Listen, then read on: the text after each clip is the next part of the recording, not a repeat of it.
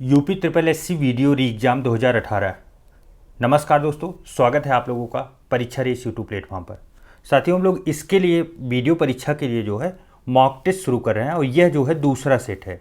कौन सा दूसरा? इससे पहले पहला सेट आ चुका है, आप लोग चैनल के प्लेलिस्ट में जाके देख सकते हैं। और आपको बता दें, देखिए तैयारी कैसी भी हो, जब तक आप मॉक टेस्ट के द्वारा अपने आप को परखेंगे नहीं या अपनी बारीकी से अध्ययन नहीं करेंगे कि हमें सब्जेक्ट पे पकड़ कितनी अच्छी है, तब तक आपकी तैयारी पूरी धारदार नहीं हो पाएगी। तो चलिए, दिन भर आप लोग पढ़ाई करिए, शाम को 50 प्रश्नों का एक टेस्ट आपको यहाँ पे और बहुत अच्छे से कम समय में फटाफट कराते हुए ज़रूर मिलेगा, जहाँ आप लोग डेली देख सकते हैं। तो चलिए शुरू करते हैं। आज का पहला जो प्रश्न है वो है, पानीपत के युद्ध में बाबर की जीत का मुख्य कारण क्या था। देखिए पहला प्रश्न ये बनता है, पानीपत का युद्ध हुआ कब था? तो देखिए ये 1526 में हुआ था प्रथम युद्ध। और कौन कौन था इसमें?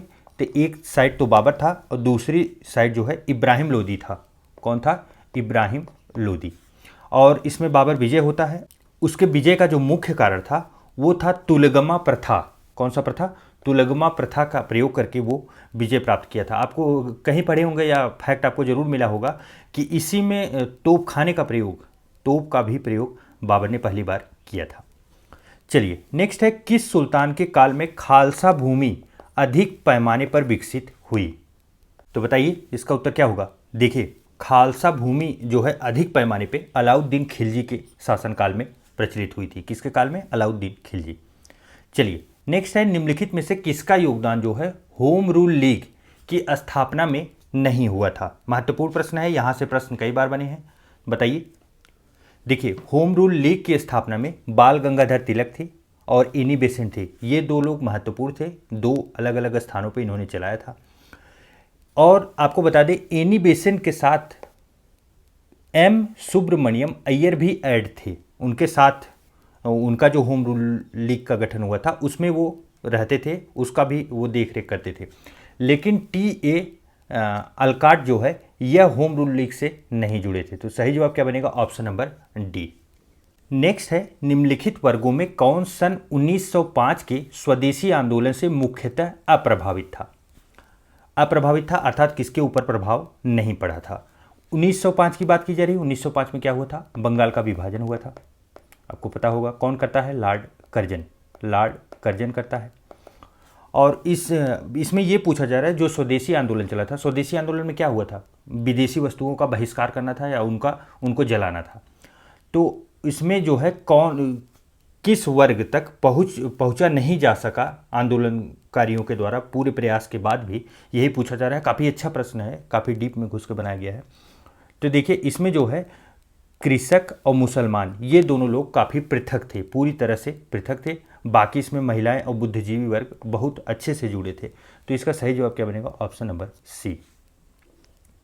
चलिए नेक्स्ट है, भारतीय राष्ट्रीय कांग्रेस की प्रथम महिला अध्यक्ष का नाम बताइए। प्रथम महिला अध्यक्ष कौन थी? तो ये थी एनी बेसेंट। कौन था? Annie Besant. कब हुई थी? ये हुई थी 1917 में। कहाँ पे? जगह भी याद रखिए, कलकत्ता। ये भी बन सकता है प्रश्न। अच्छा, ये प्रथम महिला थी, प्रथम भारतीय महिला। अगर प्रथम भारतीय महिला का जिक्र आता है तो कौन होता है? तो सरोजनी नायडू बनती है। सरोजनी नायडू ये कब बनती है? 1925 में। कहाँ पे? कानपुर। दोनों फैक्ट महत्वपूर्ण है, कई बार आ चुके हैं, आप लोग याद रखिए। प्रश्न का सही जवाब ऑप्शन नंबर डी होगा। नेक्स्ट है, फिरोज तुगलक द्वारा स्थापित दार उल सफा क्या था? बताइए। तो देखिए दार उल सफ़ा का मतलब था एक खैराती अस्पताल। क्या था? एक खैराती अस्पताल खोला गया था। किसके द्वारा? फिरोज शाह तुगलक के द्वारा। उसे ही दार उल सफ़ा नाम दिया गया था। चलिए नेक्स्ट है, भारतीय संविधान के किस अनुच्छेद के अंतर्गत भारत सरकार का दायित्व है कि बाह्य आक्रमण एवं आंतरिक अशांति से राज्यों की रक्षा करे? तो बताइए किस आर्टिकल में किया गया? देखिए यहाँ पे कन्फ्यूजन आपको आसानी से बन सकता है। यह जो है इसका सही जवाब होगा वो 355। आर्टिकल 355 में जो है ये सीधा सीधा साफ शब्दों में लिखा गया है कि अगर बाह्य आक्रमण या कोई भी आंतरिक अशांति या कोई भी ऐसी समस्याएं आती हैं तो केंद्र सरकार का दायित्व होगा कि उसे हैंडल करे। लेकिन 3 आर्टिकल हैं। कौन कौन से? 3 आर्टिकल दिए गए हैं जो मतलब आपातकाल के परिभाषित करते हैं। वो 3 कौन कौन है? तो आप देखेंगे 352 है जिसमें आपात की घोषणा होती है, इसमें आपात की घोषणा होती है। और एक 356 है, आपको पता है इससे राष्ट्रपति शासन लगता है। क्या लगता है? राष्ट्रपति शासन। किसी भी राज्य में अगर राज्य की जो वो तंत्र है वो विफल हो जाता है तो राष्ट्रपति शासन लग जाता है। और 360 अभी आपको पता होगा कि एक बार भी नहीं लगा है। यहाँ पे भी प्रश्न कई बार बन चुका है कि 360 कितनी बार लगा है? नहीं लगा है। इसमें है क्या? इसमें वित्तीय आपात है, वित्तीय आपात। अच्छा, कोरोना काल में काफ़ी चर्चा चल रहा था कि शायद ये लग जाए, लेकिन लगा नहीं। और बहुत सौभाग्य की बात है कि हम लोगों का ये जो देश है वो ऐसी परिस्थिति से नहीं जूझ रहा। चलिए, नेक्स्ट है राष्ट्रपति के निर्वाचन संबंधी विवाद का मामला भेजा जाता है। राष्ट्रपति का निर्वाचन है, उनके निर्वाचन से संबंधित कोई भी मसला होगा तो कहाँ जाएगा? सबसे बड़ी अदालत में जाएगा, कहीं छोटी जगह तो होगा नहीं। तो सही जवाब क्या होगा? ऑप्शन नंबर ए, सर्वोच्च न्यायालय में। नेक्स्ट है किस वर्ष हिंदुस्तान रिपब्लिक एसोसिएशन की स्थापना हुई? तो बताइए, हिंदुस्तान रिपब्लिक एसोसिएशन की स्थापना कब हुई थी? इसकी स्थापना 1924 में हुई थी। कब हुई थी? 1924। अच्छा, यहीं पे अगर शब्द लग जाता हिंदुस्तान सोशलिस्ट रिपब्लिकन एसोसिएशन तो इसकी स्थापना 1928 हो जाता। और 1924 में कहाँ हुई थी? तो ये कानपुर में हुई थी, कानपुर में। और इसको फिर से गठन किया गया था चंद्रशेखर आज़ाद जी के द्वारा 1928 में। कहाँ? दिल्ली। और दिल्ली वाले में आपको बताया ना कि इस नाम के बीच में क्या लग जाएगा? सोशलिस्ट, समाजवादी लग जाएगा, समाजवादी शब्द जोड़ दिया जाएगा। चलिए, नेक्स्ट है भारत में अधिकांशतः बेरोजगारी है। भारत में कौन सी बेरोजगारी है? मैक्सिमम लोग बेरोजगार हैं, आपको पता होगा। तो आपको ये भी जानना चाहिए कि कौन सी बेरोजगारी है। स्ट्रक्चरल बेरोजगारी है। कौन सी? स्ट्रक्चरल, जिसे संरचनात्मक कहते हैं। संरचनात्मक बेरोजगारी मतलब वैसा स्किल ही नहीं है लोगों के पास जैसी ज़रूरत भी है। मतलब सही मायने में देखा जाए तो दोनों तरफ से बेरोजगारी का बैलेंस बना हुआ है। जो कंपनियों को चाहिए वो लोगों के पास नहीं है, जो लोगों के पास है वो या हम लोगों की इकोनॉमी में सहयोग दे ही नहीं रहा। नेक्स्ट है हरित क्रांति में प्रयुक्त मुख्य पादप फसल कौन सा था? हरित क्रांति, देखिए हरित क्रांति में सबसे मुख्य फसल क्या था? हम लोगों को पता है गेहूं था। बाकी उसके एवज में अन्य सभी चीज़ें तो प्रयोग की गई, लेकिन गेहूं सबसे अच्छा था। और कौन सा गेहूं प्रयोग किया गया था? तो मैक्सिकन गेहूं। अच्छा, एक प्रश्न पूछा जाता है कि हरित क्रांति के जनक कौन है? Norman E Borlaug. बोरलाग जो है, नॉर्मन ई बोरलाग, ये विश्व के हैं। कहाँ के? विश्व के। जबकि अगर भारत की बात की जाए तो भारत के कौन है? स्वामीनाथन। कौन है? स्वामीनाथन। चलिए, नेक्स्ट है निम्नलिखित में से कौन सा तत्व परमाणु ईंधन की श्रेणी में नहीं आता? परमाणु ईंधन, तो बताइए कौन सा है वो? देखिए, आपका थोरियम, यूरेनियम और प्लूटोनियम, ये तो क्या है? परमाणु ईंधन है। कैडमियम जो है यह परमाणु ईंधन न होकर क्या है? यह एक शीतलक का प्रयोग किया जाता है। शीतलक मतलब आप समझते हैं ना, ठंडा करने के लिए आपको रेफ्रिजरेटर में या एसी वगैरह में जो प्रयोग होता है, तो ऐसी जगह पर प्रयोग होता है कैडमियम। नेक्स्ट है पत्तियां क्यों हरे दिखते हैं? पत्तियां हम लोगों को हरे क्यों दिखते हैं? तो देखिए, पत्तियों को हरा दिखने के पीछे हरे वर्ण का प्रतिबिंब एवं बचे वर्णों का अवशोषण हो जाने की वजह से ऐसा होता है। तो सही जवाब क्या बनेगा? Option number B. देखिए, पत्तियों का कलर इसलिए हरा दिखता है क्योंकि हरा प्रतिबिंब भी हम लोगों को रिफ्लेक्ट किया जाता है। बाकी सभी कलर जो है, क्योंकि आपको पता है कि जब सूर्य का प्रकाश आता है तो उसमें 7 कलर होते हैं। 7 कलर में बाकी जो कलर होते हैं उसे एब्जॉर्ब कर लिया जाता है प्लांट के द्वारा और हरे को रिफ्लेक्ट किया जाता है, इसलिए पत्तियां हमें हरी दिखती हैं। और साथ में एक और रीजन लग जाता है क्लोरोफिल की उपस्थिति। किसकी उपस्थिति? क्लोरोफिल की उपस्थिति की वजह से भी हरा दिखता है। तो दोनों मिलके अच्छे खासे हरे दिखने लगती हैं पत्तियां। चलिए, नेक्स्ट है रमन इफेक्ट के प्रयोग से यह विकसित किया गया है। रमन इफेक्ट से क्या विकसित किया गया है? देखिए, रमन इफेक्ट के प्रयोग से धूप के चश्मे बनाए गए हैं। क्या बनाए गए हैं? धूप के चश्मे। नेक्स्ट है खाने का नमक, जिसे NaCl कहते हैं, किससे बनता है? खाने का नमक किससे बनता है? कमजोर अम्ल और कमजोर क्षार से, मजबूत अम्ल और मजबूत क्षार से, कमजोर अम्ल और मजबूत क्षार से, मजबूत अम्ल और कमजोर क्षार से। तो देखिए, NaCl जो है मजबूत अम्ल और मजबूत क्षार से बना हुआ है। तो सही जवाब क्या बनेगा? Option number B. अच्छा, इसे बोलते क्या है? तो सोडियम क्लोराइड भी बोलते हैं।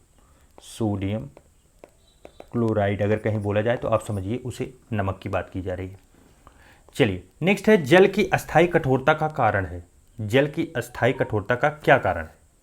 देखिए कैल्शियम तथा मैग्नीशियम के क्लोराइड और सल्फेट की उपस्थिति के कारण जो है जल की कठोरता होती है। तो सही जवाब क्या बनेगा? Option number B.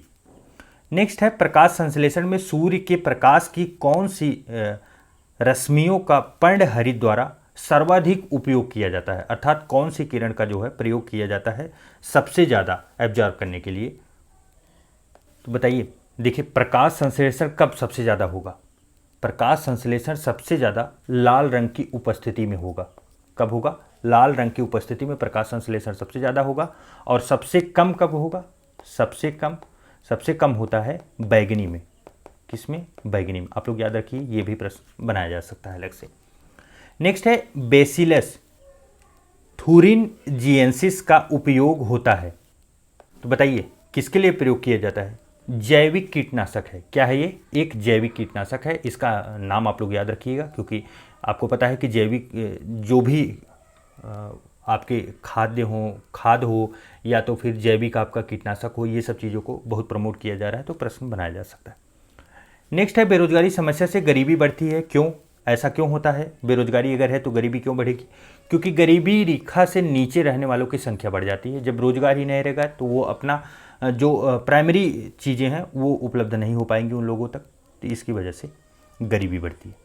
नेक्स्ट है गर्म रुधिर वाले जंतु वे होते हैं जो अपने शरीर के तापक्रम को क्या करते हैं? हमेशा गर्म रखते हैं, या वातावरण के तापमान से ऊंचा रखते हैं, या नीचा रखते हैं, या एक सा बनाए रखते हैं? तो बताइए। देखिए गर्म रुधिर वाले जीव में हम लोग भी आते हैं, मानव भी आते हैं, आप इसे भी याद रखिएगा। तो इसमें क्या होता है? हमेशा एक सा बनाए रहते हैं। तो सही जवाब क्या बनेगा? Option number C. हमेशा टेम्परेचर जो है, ब्लड का टेम्परेचर एक सा बना रहता है, वातावरण का टेम्परेचर कम ज़्यादा होता रहता है। नेक्स्ट है central arid zone research institute. यह कहाँ पे है? देखिए जितने भी इंस्टीट्यूट हैं महत्वपूर्ण हैं, आप लोग प्रीवियस ईयर के प्रश्नों से उन सबको जरूर देख लीजिएगा, वहाँ से प्रश्न जरूर बनते हैं। बताइए कहाँ पे है? जोधपुर में। अच्छा, इसे काजरी भी कहा जाता है। क्या बोला जाता है? शार्ट फॉर्म इसका प्रयोग करके इसको काजरी भी कहा जाता है। चलिए नेक्स्ट है निम्नलिखित में से कौन सा एक चाय में नहीं पाया जाता? चाय में क्या नहीं पाया जाता? बताइए। पहले का प्रश्न है, पहले बन भी चुका है। देखिए थीन, टैनिन, कैफीन, ये तीनों चीज़ें पाई जाती हैं चाय में। चाय में नहीं पाई जाती तो मार्फिन। क्या नहीं पाई जाती? मार्फिन। नेक्स्ट है मसालों का बागान कहा जाने वाला राज्य कौन सा है? बताइए। केरल होगा। सही जो ऑप्शन नंबर ए। नेक्स्ट है लिंग संलग्नता की खोज प्रथम बार किसने की थी? बताइए किसके द्वारा की गई थी? तो यह मोर्गन के द्वारा की गई थी। किसके द्वारा? मोर्गन के द्वारा। इनका पूरा नाम है थॉमस हंट मोर्गन।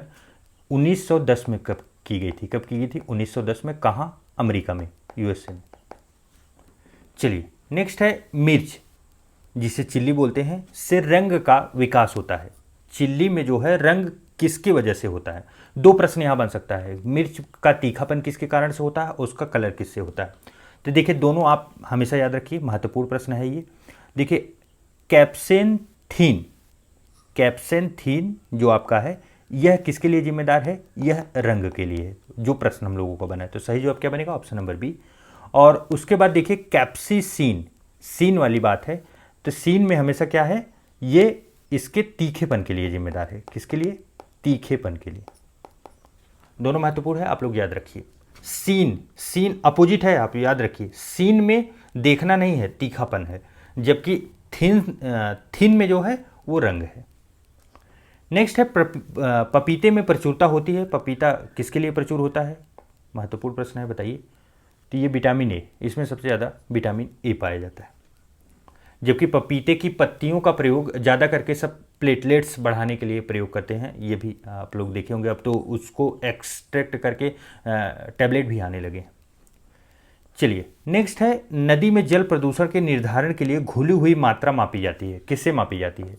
नदी में अगर जल प्रदूषण है तो उसका निर्धारण कैसे किया जाएगा? तो ऑक्सीजन से किया जाता है। किसके द्वारा? ऑक्सीजन से, कि वहाँ पे ऑक्सीजन कितना है। चलिए नेक्स्ट है आजकल सबसे अधिक उपयुक्त होने वाली इनपुट डिवाइस कौन सी है? देखिए जब भी इनपुट डिवाइस की बात आए तो आप ये चीज़ सोचिए कि कौन सी ऐसी यहाँ पे दिए हुए ऑप्शन में से कौन से ऐसा डिवाइस है या पार्ट है कंप्यूटर का जिससे हम किसी संदेश को कंप्यूटर के अंदर भेजते हैं। तो आप देखेंगे कीबोर्ड होगा इनपुट डिवाइस में। आउटपुट में क्या होता है, हमेशा जो प्रिंट बाहर निकलता है, प्रिंट हुआ या तो म्यूजिक हुआ या तो जो भी चीज़ें बाहर आ रही हैं वो आउटपुट में आती हैं। तो अगर यहाँ पे माउस होता तो माउस भी हो जाता। चलिए नेक्स्ट है, भारत की जनगणना 2011 के आंकड़ों के अनुसार निम्नलिखित में से किस राज्य में शिशु लिंगानुपात सर्वाधिक है। शिशु लिंगानुपात सबसे अधिक कहाँ पे है, निम्न राज्यों में से ये बताना है कि ये चारों राज्यों में से बताइए, छत्तीसगढ़, हरियाणा, उत्तर प्रदेश, पंजाब, किस में जो है लिंगानुपात सबसे अधिक है, बताइए। देखिए प्रश्न हमेशा ध्यान दीजिए, शिशु की बात की जा रही है, ऐसा नहीं है कि आप लिंगानुपात लगा के चले आएँ, शिशु बच्चों की बात की जा रही है। तो देखिए अगर क्रम में बात करें तो पहले नंबर पे अरुणाचल प्रदेश आता है। कौन आता है, अरुणाचल प्रदेश। यहाँ का जो शिशु लिंगानुपात है 972 है। और जो प्रश्न है दूसरे नंबर पे हम लोगों का ये है छत्तीसगढ़, जो कि अरुणाचल प्रदेश ना होने की वजह से सही बन गया। और इसमें छत्तीसगढ़ में कितना है तो 969 है। कितना, 969। यूपी हम लोगों को जानना चाहिए क्योंकि अलग से सेपरेट प्रश्न बनता है, 902। चलिए नेक्स्ट है, चिपको आंदोलन किससे संबंधित है, बताइए। ये पादप संरक्षण से, पेड़ को बचाने के लिए लोग इस पर चिपक रहे थे तो उसी को चिपको आंदोलन नाम दिया गया। नेक्स्ट है, भारत में जैव विविधता की दृष्टि से संतृप्त क्षेत्र निम्न में से कौन सा है। जैव विविधता की दृष्टि से 4 क्षेत्र हैं और चारों महत्वपूर्ण हैं, आप लोग उसको कहीं ना कहीं जरूर पढ़े होंगे। देखिए एक आप पहला देखेंगे तो आपका है पूर्वी हिमालय, पूर्वी हिमालय। दूसरा है पश्चिमी घाट, क्या है, पश्चिमी घाट। तीसरा है सुंडालैंड और चौथा है अंडमान निकोबार, अंडमान निकोबार। यही 4 हैं, यही 4 से बार बार प्रश्न बनेंगे और सबसे ज़्यादा आपको बनेंगे, मैं बता दूं, बार बार कंफ्यूज करने के लिए पूर्वी हिमालय की जगह पश्चिमी हिमालय दिया जाएगा और पश्चिमी घाट की जगह पूर्वी घाट दिया जाएगा। लेकिन दोनों आप लोग याद रखिए कि पश्चिम में जो है वो घाट की बात की जा रही है, पूर्व में हिमालय की बात की जा रही है। तो यहाँ पे देखिए सही जवाब क्या बनेगा, जैव विविधता की दृष्टि से संतृप्त क्षेत्र निम्न में से कौन सा है, तो वो है पश्चिमी घाट। सही जवाब ऑप्शन नंबर बी बनेगा, पूर्वी घाट नहीं बनेगा, पूर्वी हिमालय है। नेक्स्ट है, प्रसिद्ध चरकुला नृत्य। चरकुला नृत्य कहाँ से संबंधित है, बताइए। चरकुला नृत्य ब्रज क्षेत्र, कहाँ से, ब्रजभूमि से। सही जवाब ऑप्शन नंबर सी।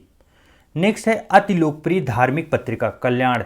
कल्याण का प्रकाशन कहाँ से होता है, तो देखिए धार्मिक पत्रिका है, धार्मिक पत्रिका आपको पता है गोरखपुर पब्लिकेशन, वहाँ से आपको पता है कि गीता, रामायण जैसी सभी धार्मिक पुस्तकें छपती हैं।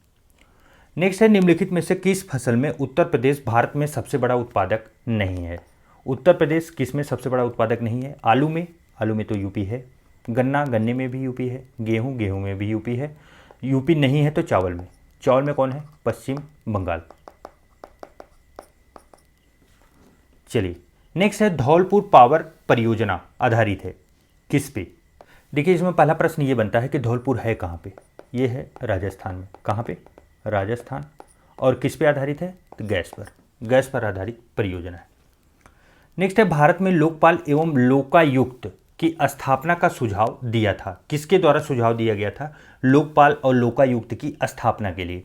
तो देखिए 1967 में, 1967 में जो है प्रशासनिक सुधार जो आयोग है उसने सुझाव दिया था लोकपाल के गठन का। तो सही जवाब क्या बनेगा, ऑप्शन नंबर सी। इसके लिए कई बार प्रयास किए गए और इसका बिल भी बनाया गया जो कि लोकसभा में जाके अभी तक रखा हुआ है और एक बार भी पास नहीं किया गया। नेक्स्ट है, न्याय दर्शन। न्याय दर्शन के प्रवर्तक कौन है, महत्वपूर्ण प्रश्न है, यूपी पीसीएस में तो कई बार आ चुका है, रिपीट होने का चांसेस भी है, आप लोग याद रखिए। गौतम है, कौन है, गौतम। नेक्स्ट है, निम्न में से कौन सी नदी मध्य प्रदेश से निकलती है और खंभात की खाड़ी में गिरती है। आप लोगों को बता दें एक चीज़ में बहुत से लोग कंफ्यूज होंगे, जो आपका ये गुजरात का क्षेत्र बना, खंभात की खाड़ी और कच्छ की खाड़ी दोनों आप लोग याद रखिए। ये है खंभात की खाड़ी, खंभात की खाड़ी, और ये है कच्छ की खाड़ी।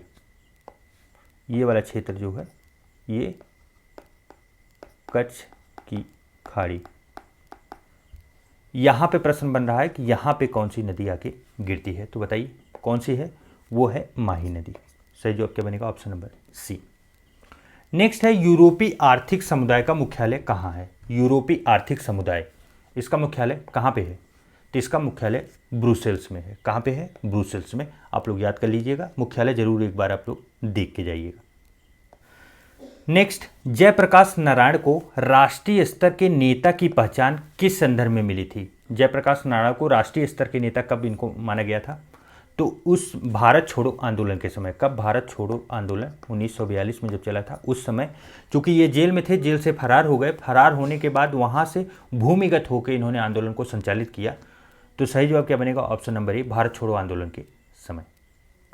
चलिए नेक्स्ट है, समुद्र तल पर पृथ्वी के केंद्र से सबसे निकट स्थान कौन सा है। अगर आप पृथ्वी की बात करेंगे तो सबसे निकट केंद्र, आपको पता है कि सेंटर कहाँ होगा, सेंटर बीच में ही होगा। सेंटर बीच में सबसे नज़दीक स्थान कहाँ पे है, तो आपको बता दें ध्रुव के पास थोड़ी चपटी होने की वजह से पृथ्वी, यहाँ से आप केंद्र के पास सबसे नज़दीक पहुँचेंगे। सबसे अधिक दूरी जब भी पूछी जाए तो कहाँ होगी, अधिक मैक्सिमम दूरी ये भूमध्य रेखा पर होगी, जो आपका बीचों बीच 0 डिग्री रेखा या देशांतर रेखा जिसे बोलते हैं, यहाँ पे होगी। और सबसे नज़दीक कहाँ पे होगा, तो ध्रुवों पर होगा, उत्तरी ध्रुव। सही जवाब क्या बनेगा, ऑप्शन नंबर ए। नेक्स्ट है, कुनैन जो मलेरिया के लिए एक प्रमुख औषधि है वह प्राप्त होती है। कुनैन से आपको पता है कि मलेरिया की दवा बनाई जाती है, तो क्या है, सिनकोना, सिनकोना से प्राप्त होती है। सिनकोना के छाल से कुनैन जो है वो बनाया जाता है, जो मलेरिया की औषधि है। नेक्स्ट है, निम्नलिखित में से किसने 1872 में नेटिव मैरिज एक्ट, दोनों याद रखिए आप लोग, 1872 में क्या आया था, नेटिव मैरिज एक्ट आया था, पारित करने में महत्वपूर्ण भूमिका किसने निभाई थी। देखिए नेटिव मैरिज एक्ट में क्या था, 14 वर्ष की कन्या